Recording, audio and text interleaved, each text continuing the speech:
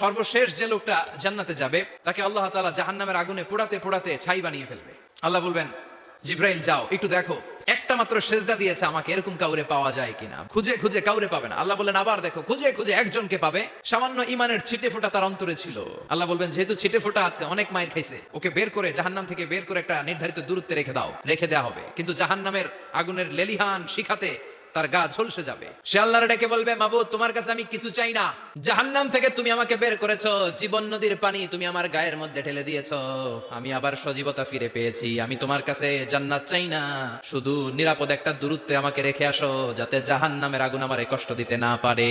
আল্লাহ জিব্রাইলকে বলবেন যাও এমন দূরত্বে রাখো যাতে জাহান্নামের আগুন ওরে কষ্ট না দেয়। রেখে আসা হবে। অনেকদিন সে ওখানে আনন্দে থাকবে, আল্লাহ শুকরিয়া করবে, সে মনে মনে বলবে বেঁচে গিয়েছি আমি। অনেকদিন থাকার পরে মনে মনে ভাববে বাইসা তো গেছি, কিন্তু নতুন করে একটু ট্রাই করে দেখি। আল্লাহ আগেই বলে রাখে আমি কিন্তু জান্নাতে যেতে চাই না। আল্লাহ বলবেন কি চাও? সে বলবে আল্লাহ তোমার জান্নাতটা তুমি কত সুন্দর করে বানিয়েছো, আমি একটা নজর শুধু দেখতে চাই, জান্নাতের দরজার সামনে নিয়ে যদি আমারে বসিয়ে রাখো দ্যাটস ইনাফ। আল্লাহ বললেন তুই না ওয়াদা করেছিস। সে বলবে আল্লাহ আমারে হতভাগা বানাইয়া তোমার কি লাভ? সুবহানাল্লাহ পড়ে, আমারে তুমি হতভাগা বানিও না। আল্লাহ বলে ঠিক আছে, আবার সিগনেচার কর যে জান্নাতের দরজার সামনে বসিয়ে দিলে আর কিছু চাবি না। সে সিগনেচার করে বলে আমি চাবো না।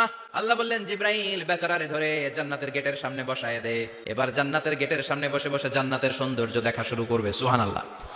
ওই হতভাগা লোকটা বলবে আল্লাহ এত সুন্দর জান্নাত তুমি বানালা, চোখ দিয়ে সৌন্দর্য দেখি, কান দিয়ে আওয়াজগুলো শুনি, হুর আর গেলমান হেঁটে বেড়ায়, এত সুন্দর জান্নাত চোখ দিয়ে দেখি ঢুকতে পারি না, আমারে কষ্ট দিয়ে তোমার কি লাভ?